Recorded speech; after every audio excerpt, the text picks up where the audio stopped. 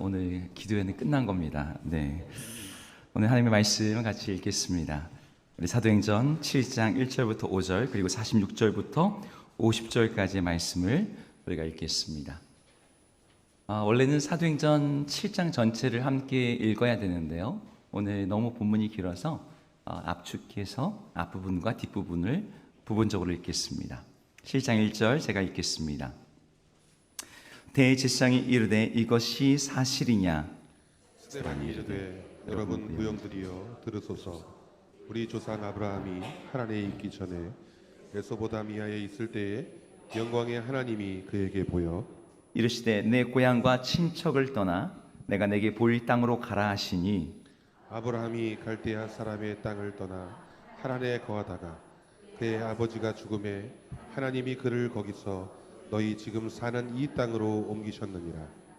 그러나 여기서 발붙일 만한 땅도 유업으로 주지 아니하시고 다만 이 땅을 아직 자식도 없는 그와 그의 후손에게 소유로 주신다고 약속하셨으며. 이제 46절 읽겠습니다. 야곱의 집을 위하여 하나님의 초소를 준비하게 하여 달라고 하더니 솔로몬이 그를 위하여 집을 지었느니라. 그러나 굽신 손으로 지은 것이 계시지 아니하시나니 선지자가 말한 바 주께서 이르시되 하늘은 나의 보좌요 땅은 나의 발등상이니 너희가 나를 위하여 무슨 집을 짓겠으며 나의 안식할 초소가 어디냐? 이 모든 것이 다 내 손으로 지은 것이 아니냐? 함과 같으니라. 아멘. 할렐루야. 네, 오늘 금요 기대에 오신 여러분들을 주의 이름으로 환영합니다. 우리 지난 시간 계속 또 사도행전 말씀 보고 있는데요. 지난 시간에 어떤 일이 있었는지 여러분 기억나시죠? 스데반이 고발을 당해서 체포되었습니다. 그래서 재판정에 섰을 때 스데반에게 판사의 역할을 하게 된 대제사장이 물었습니다. 이것이 사실이냐? 오늘 1절에 나오죠. 여기서 말하는 이것은 무엇이었을까요? 스데반을 고발했던 그 내용. 네가 정말 하나님의 성정과 율법을 거슬러서 말한 것이냐? 라고 물었습니다.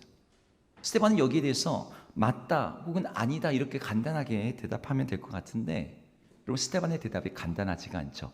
오늘 7장에 거의 50절에 걸쳐서 스데반의 이 변론이 나와 있습니다. 근데 그 내용을 읽으면 대단한 내용이 별로 없어 보여요. 여러분 사도행전 7장을 읽어보셨을 거예요. 읽어보시면 이스라엘 역사에 대한 긴 설명을 합니다. 사실 스데반에게 네가 성전과 율법을 모독했냐? 거슬러서 말했느냐? 라고 딱 물었을 때 스데반은요 성전을 모독했을까요? 아니죠. 율법을 부인했을까요? 아니었습니다. 아주 간단하게 말할 수 있었어요.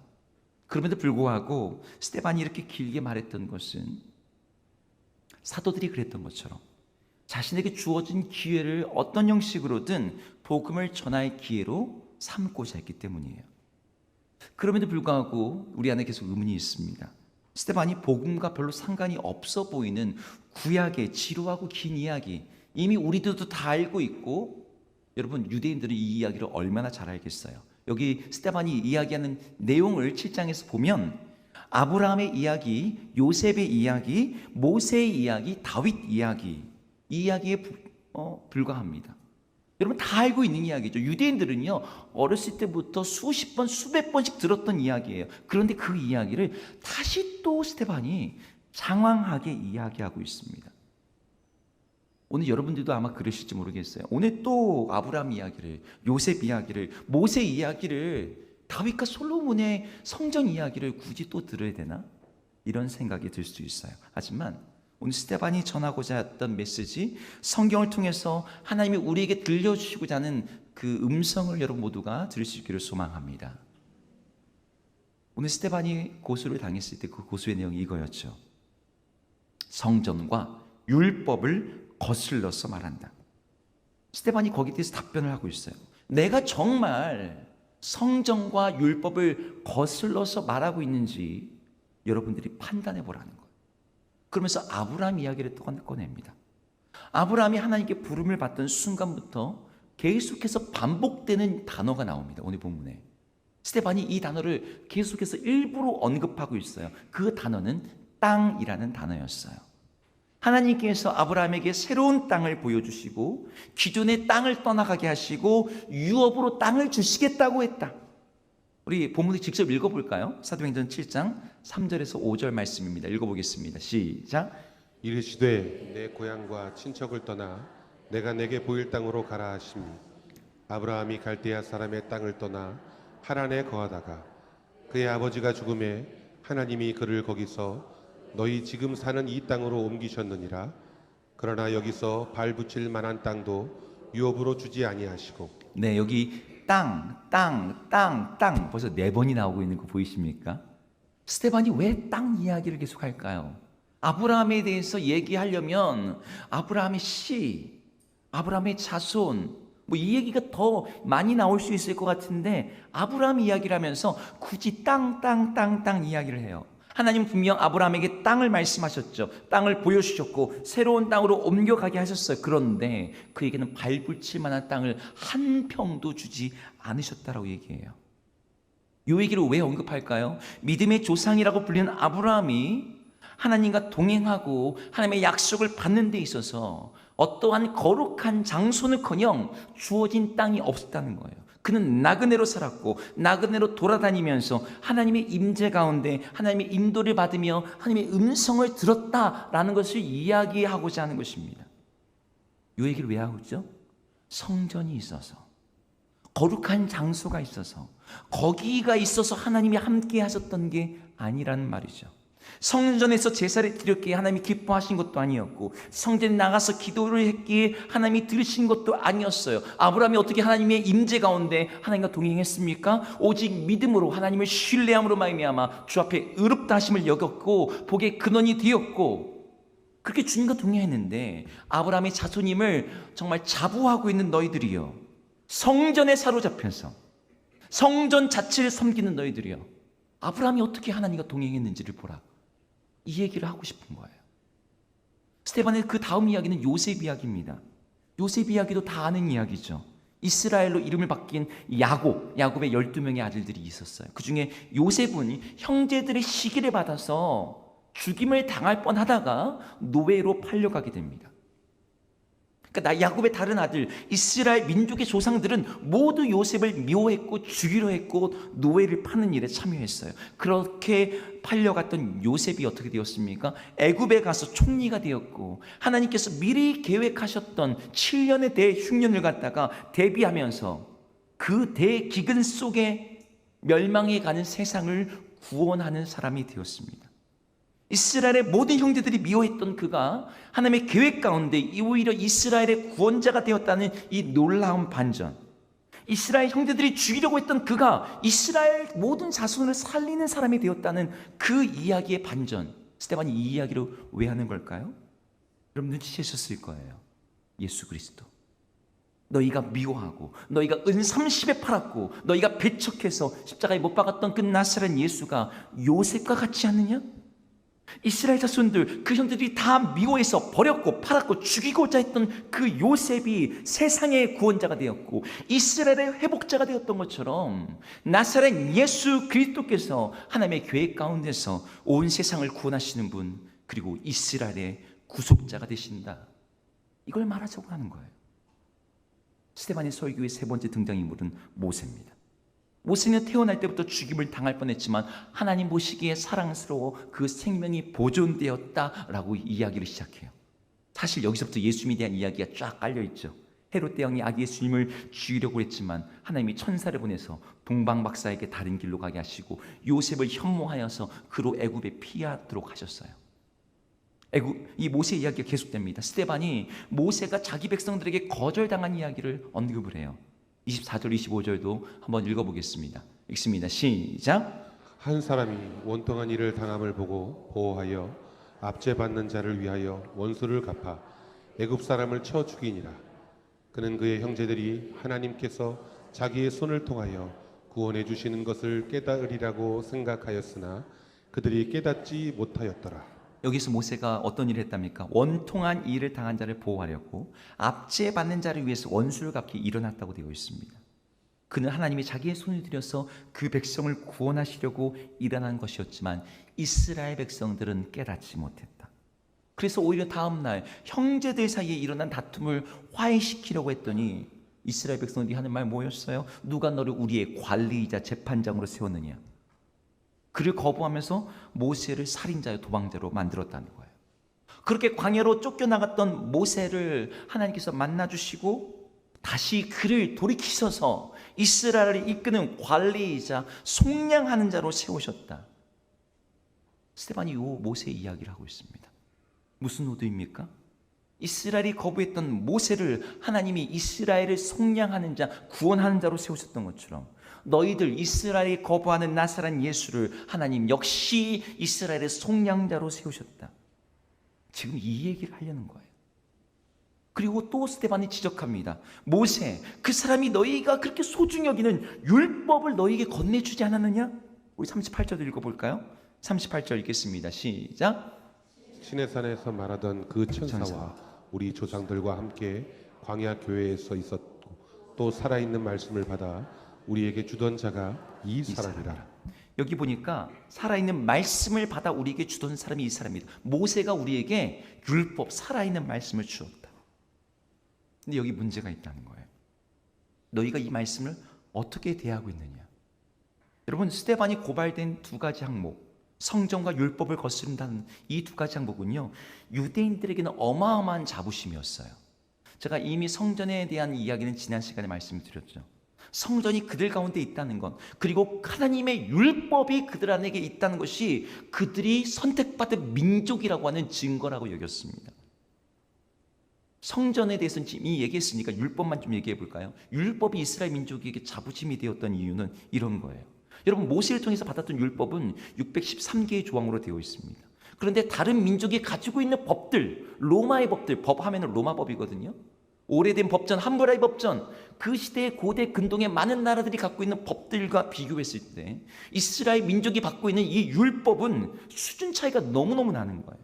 세상의 법과 비교할 수 없을 정도로 지혜롭고 자세하고 정교하게 분명하게 하나님의 백성들의 법을 규정하고 있었어요. 그 대상에 있어서도 아이와 여자와 이방인과 과부와 종들과 모든 사람들을 대상으로 왕에게까지 미치는 법들이 그 안에 세세하게 시대를 뛰어넘는 윤리와 가치와 기준들이 그 안에 담겨져 있었죠. 정의롭고 일관되며 포괄적인 이 법은 그 자체로도 자부심을 가질만 했어요. 그런데 이 율법의 위대함은 그 법의 체계와 내용이 있지 않았습니다. 이 법은 단지 사회의 질서 유지와 도덕 법률로만 존재하는 것이 아니라 이 법을 따르는 자들에게 하나님이 생명과 약속된 복을 주시겠다라고 하는 능력과 힘이 있는 법이었어요. 안 지키면 그냥 처벌이 아니라 지킬 때 하나님이 주시겠다라고 하는 약속이 어마어마하게 담겨져 있는 그런 율법이 그들 안에 있는 것이죠. 따라서 유대인들은 그 율법을 받은 수요자이자 그 율법을 지킬 책임이 있는 수호자로서 무한한 자부심을 가지고 있었습니다. 근데 여기 문제가 하나 있었어요. 그렇게 자부하는 율법을 그들이 정말 소유하고 있고 수호하고 있다고 너희가 믿고 있는데 정말 그 율법을 너희가 잘 지키고 있느냐는 거예요. 그렇지 않다. 이게 스데반이 오늘 그들의 뼈 때리듯이 말하는 내용입니다. 너희들은 율법을 허수아비로 만들고 있어. 율법을 받았지만 지키지 못한 너희가 그 허수아비를 붙들고 무엇을 하려고 하느냐? 율법은 원래 인간과 하나님 사이의 관계를 규율하고 인간이 하나님 백성으로 어떻게 살아야 될지를 지침으로 주는 것이 율법이에요. 그런데 율법을 지키는 것, 그 행위 자체가 그들에게 목적이 되어버렸어요.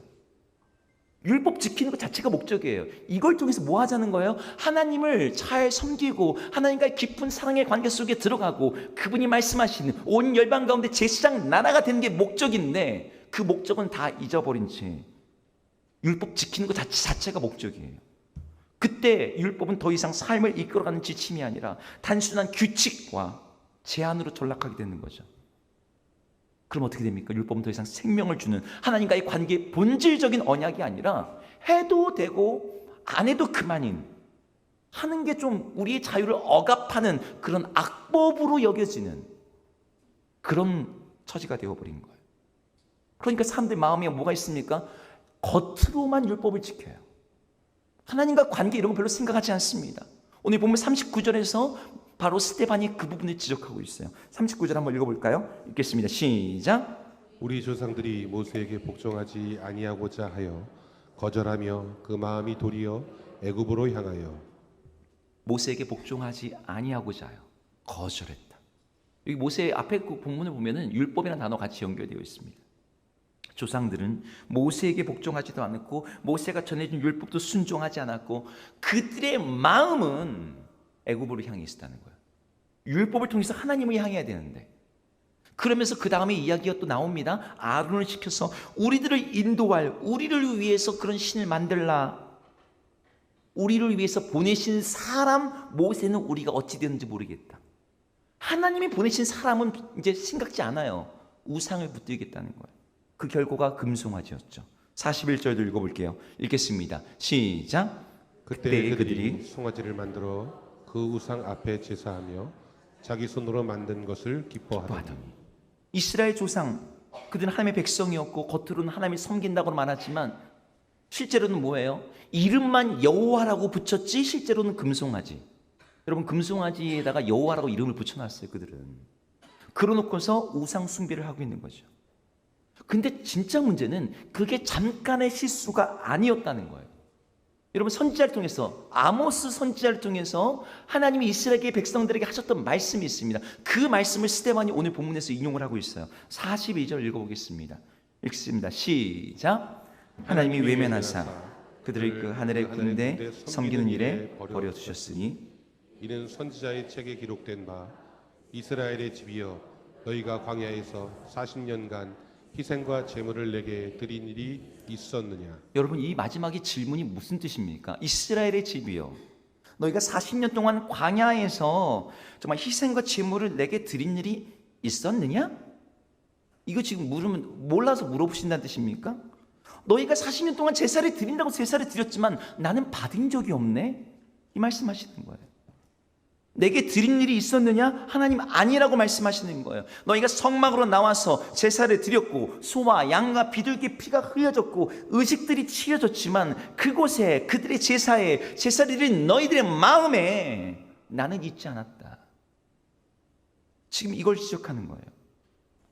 오늘 이 이야기 중에서 스데반은 지금 그들 유대인들이 정말 자부심을 가지고 있는 건, 야, 너네 이거 거슬렀어, 스데반. 너 이거 거슬러서 말하면 안 돼 말하고 있는 그 두 가지, 성정과 율법 두 가지를 다 치고 있는 겁니다.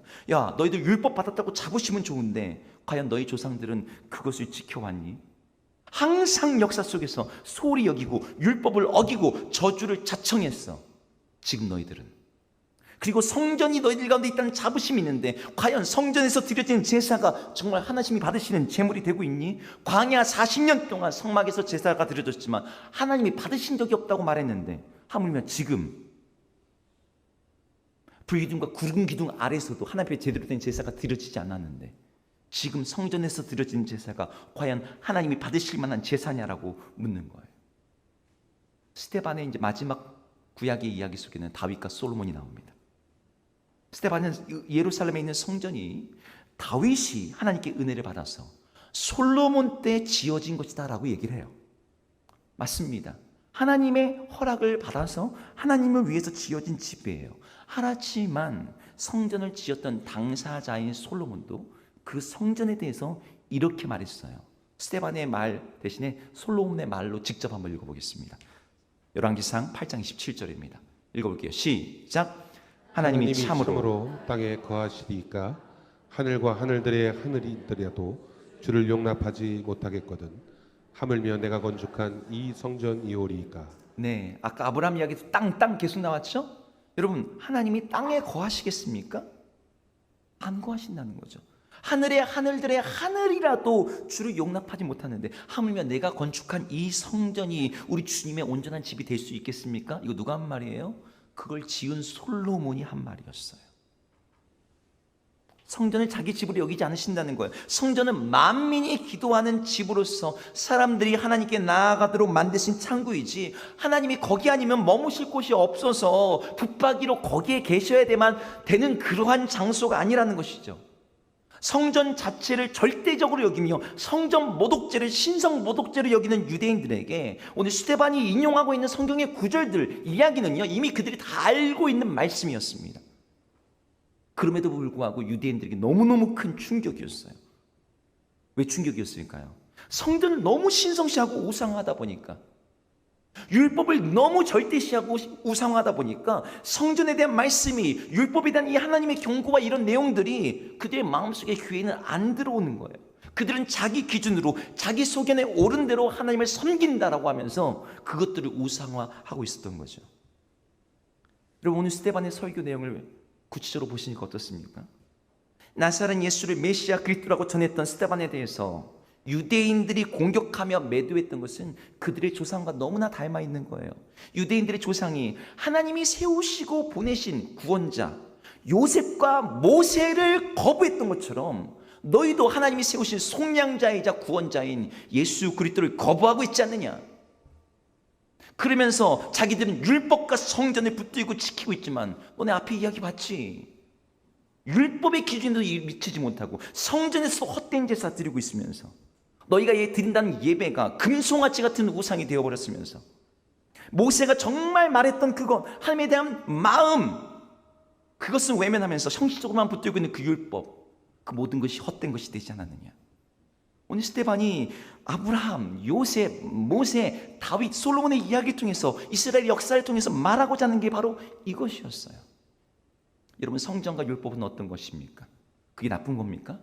좋은 것이죠. 거룩한 것이죠. 그 자체로 너무 귀한 것이죠. 하나님이 그걸 통해서 하나님께 나아가도록 하나님의 뜻을 계시하셨어요. 그렇게 좋고 거룩했던 하나님의 선물들이 너희 가운데 우상으로 전락해버렸다. 하나님께 드려지는 마음, 하나님 앞에서 새롭게 되는 마음이 없다면 성전은 금송아지가 되고 율법은 죽음의 법이 된다. 이게 오늘 스데반이 하고 있는 경고인 거예요. 여러분, 이 경고가 2000년 전 유대인들에게만 해당이 되는 말씀일까요? 이것은 모든 시대에, 모든 문화에, 모든 신앙 공동체에게 주어지는 경고예요.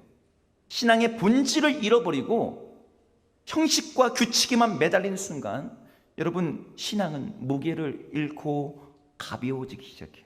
하나님을 진정으로 경배하고 하나님의 뜻과 마음을 이해하려는 노력이 없이 그저 형식과 규칙과 어떤 장소와 시간만 지킨다면 여러분, 그것은 더 이상 신앙이 아니죠.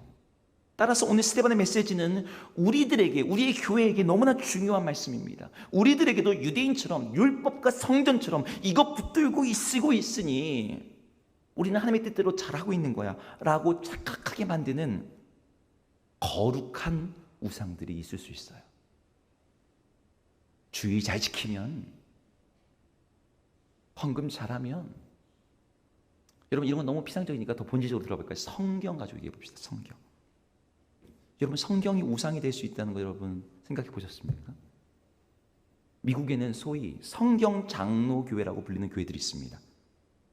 교단 중에 성경 장로교회, 바이블이 들어있는 교회들. 장로교회인데 앞에다 성경을 붙여놨어요. 그러니 얼마나 성경을 강조하겠습니까? 성경 공부 많이 하기로 유명한 교회들이에요. 근데 제가 아는 목사님들이 미국에 유학하실 때 우리나라는 그래도 신학적으로 좀 보수적이잖아요. 그러니까 성경 들어있는 그런 교회들을 일부러 찾아간단 말이죠. 가보면 얼마나 냉랭한지, 얼마나 정치적인지, 얼마나 극단적인지 가면은 너무 충격을 받고 돌아온대요. 이제 그 영향력이 거의 상실되어서 미국 사회는 물론이고 미국 교회 내에서도 거의 존재감이 없어진 교회들이에요. 근데 여러분, 그 교회들의 특징이 무엇이냐면 성경을 너무너무 강조하는데 특별히 한 성경, 번역본 자체가 영감되었다라고, 킹 제임스 버전, 우리말로는 흠정역 성경이라고 불리는 그 성경만 읽어요. 영국의 국왕이었던 제임스 1세가 자신이 임명했던 당대 최고의 47명의 학자들에게 세 곳의 장소에서 6개의 집단으로 나눠가지고 헬라어 사본을 가지고 번역했던 영어 성경입니다. 잘 번역되고 굉장히 탁월한 성경이긴 해요. 이 성경을 통해서 수많은 사람들이 하나님의 말씀을 읽었죠. 그런데 여러분, 성경 장로교회를 비롯해서 우리나라에는요, 말씀 보존학회라는 곳이 있습니다. 여러분, 이런 단체들은 킹 제임스 번역 성경 자체를 우상화합니다. 다른 성경으로 읽으면 하나님의 영감이 없고 하나님의 구원이 없고 잘못된 성경을 읽는 거예요. 근데 여러분, 킹 제임스 버전 성경 읽지 말라는 뜻이 아닙니다. 그 성경이 나쁘다는 게 아니에요. 근데 이 성경이 번역되던 게 1600년대예요. 근데 그때 당시에 발굴되지도 않았고 연구되지도 않았던 고대 사본들이 계속해서 나왔어요. 그래서 애초에 성경의 원문에는 쓰여진 적이 없던 후대에 첨가된 것처럼 보이는 구절들이 드러나기 시작했습니다. 그러니까 킹 제임스 버전을 갖다가 번역할 때 썼던 헬라어 사본보다 훨씬 오래된 성경의 원문에 가까운 더 오래된 성경들이 발견이 된 거예요. 근데 그 성경에는 그 구절들이 없어. 그럼 뭐가 더 맞을까요? 그래서 여러분들이 읽고 있는 개역 개정 성경에는 여러분 신약 성경을 읽다 보면 중간중간에 구절에 없음 되어 있습니다. 왜 없는 줄 아세요?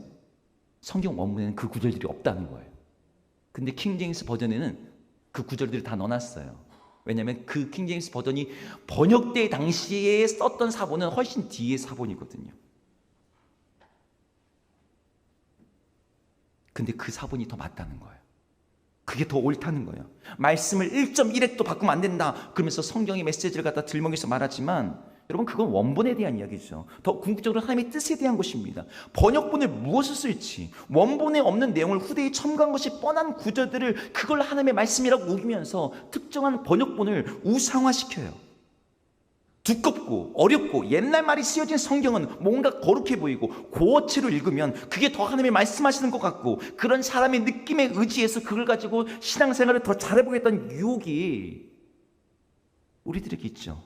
두껍고 표지가 가죽으로 되어 있고 뭔가 있어 보이는 성경책 가지고 있으면 여러분, 그게 우리를 더 낮게 만들 것처럼 보이지 않습니까?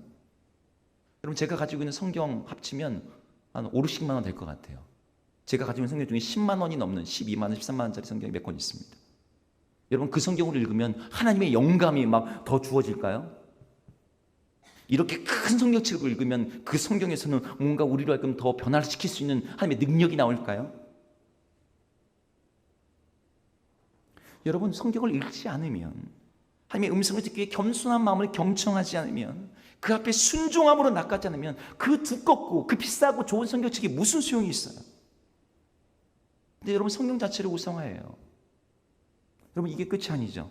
킹 제임스 버전 성경이 스테반 다시의 율법을 우상화시킨 거랑 비슷하다고 한다면 예루살렘 성전과 같이 우상이 된 우리 시대의 우상 중에 하나는 교회 그리고 교회당이에요. 많은 교회들이 교회당 건축을 그 자체로 사명으로 여깁니다. 여러분, 건물 자체가 교회의 목적이 될 수는 없잖아요. 사실 교회당이 공간적으로 여러 가지 많은 효과를 줍니다. 우리 개신교회들은 로마 카톨릭 교회에 비하면 교회당 공간에 쓰는 에너지는 굉장히 적은 편입니다.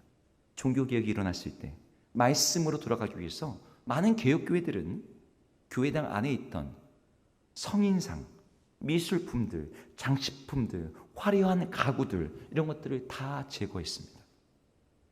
그리고 말씀에 집중하고자 했어요. 그런데 종교개혁이 일어나니까 로마 카톨릭 교회가 많은 성도들이 빠져나가는 거예요. 이런 상황에서 어떻게 우리가 우리의 어떤 교세를, 우리의 교회를 지킬까 하다가 반종교개혁을 일으키는데 그 반종교개혁의 제 선두에 있던 게 무엇이었냐면 성당을 더 화려하게, 더 웅장하게, 더 아름답게 꾸미는 게 카톨릭의 대응 방식이었어요. 공간 자체가 주는 화려함, 그 웅장한 공간감으로 인해서 그냥 성전에 딱 들어가는 순간부터, 교회당에, 성당에 딱 들어가는 순간부터 뭔가 압도되는. 그래서 웬만한 성당에는요, 그냥 오르간이 다 들어있고 아주 어마어마한 제단이 앞에 있고요. 정말 어디 가나 정말 아름다운, 우리 교회 뭐 저거는 비교될 것도 아닌 스테인드 글라스가 있고요. 여러분, 거기에 딱 들어가기만 해도요, 하나님이 거기 계신 것 같아요. 그런 느낌을 주는 거예요. 여러분, 그런 의미를 여러분 우리가 과소평가 못하죠. 아름다운 공간에 들어가면 우리의 마음속에 경외감이 생기는 게 맞아요. 어떤 공간에 들어가는 것만으로도 하나님의 임재가 느껴지는 것 같기도 합니다. 그래서 많은 교회들이 아름답고 크고 멋진 공간을 만들려고 해요. 목사님이 하는 설교가 정말 하나님의 목소리처럼 들리게 한다고 음향에다가 몇십억씩 투자하는 교회들을 한국에도 많이 있습니다.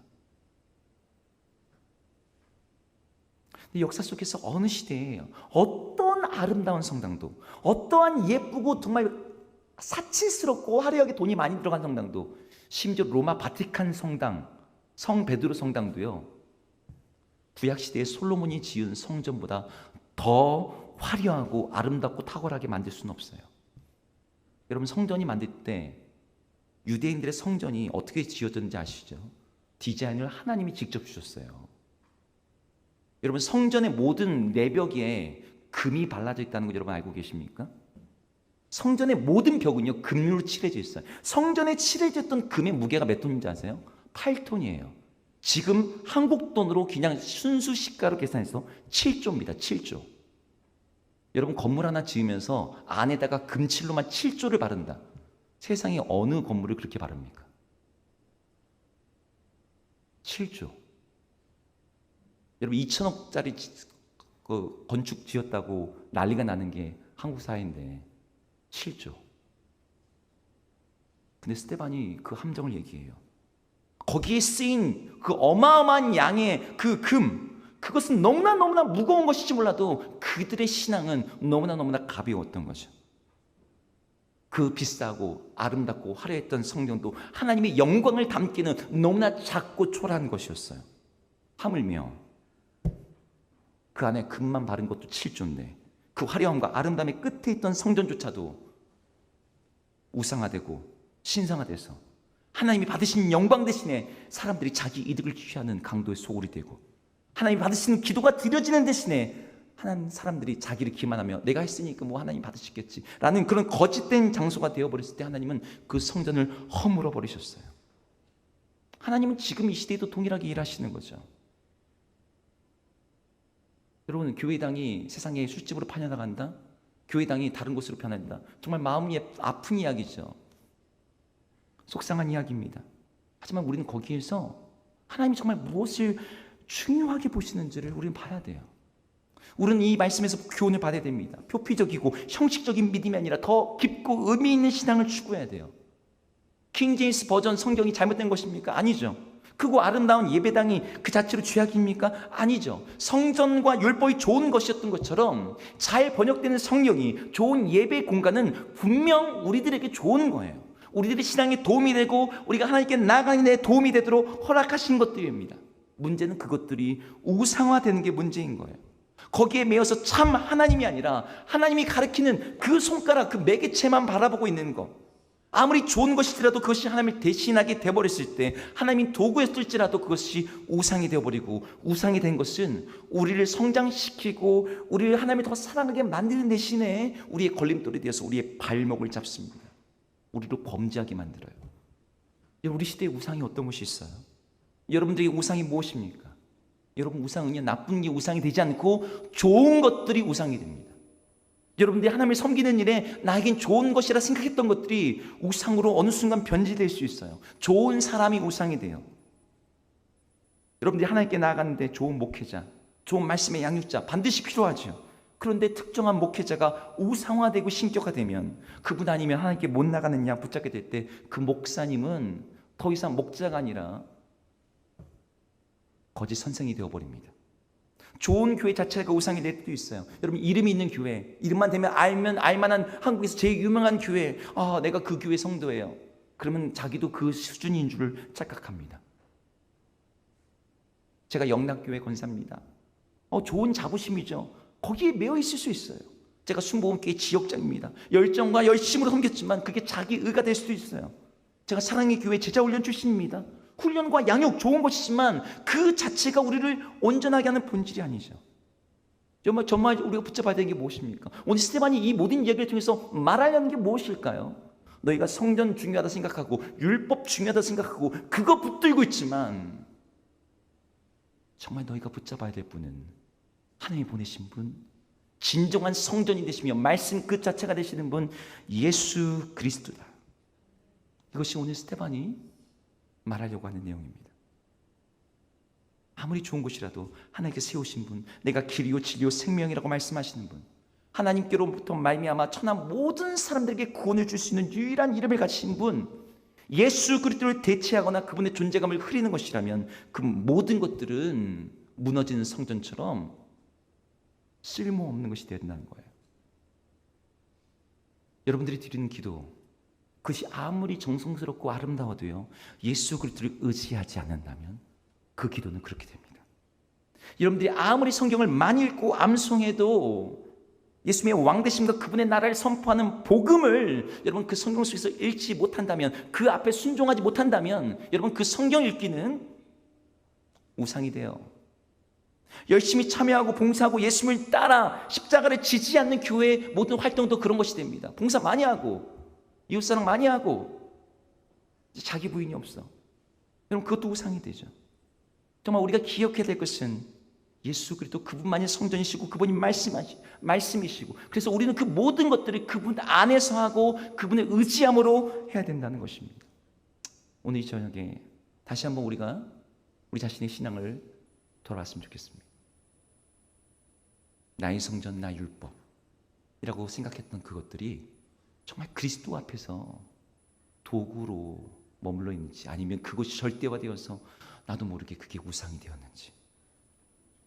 참 하나님이시자 참 사람이셔서 우리의 중보자가 되시며 우리의 구원자가 되시며 우리를 속량하시는 분, 우리로 하여금 하나님 앞에 서게 하시는 유일한 의로움이 되시는 그 예수 그리스도를 의지함으로 말미암아 매일 새롭게, 매일 더 온전하게, 매일 더 깊이 있게 주님과 교제하고 더 성숙함으로 나가는 우리 주사랑 성도님 되기를 주의 이름으로 축복합니다. 이 시간 함께 찬양할까요? 주의 보좌로 나아갈 때라는 찬양인데요, 여러분 이 가사 가운데 이렇게 말합니다. 자격 없는 내 힘이 아니라 오직 예수 그리스도의 보혈로 주님께 나아갑니다. 주님을 예배하겠습니다. 우리의 어떤 은하, 어떠한 그 무엇을 매개로 삼지 않냐고 예수님의 보혈만 의지하겠습니다. 함께 고백하며 찬양하여 나가겠습니다.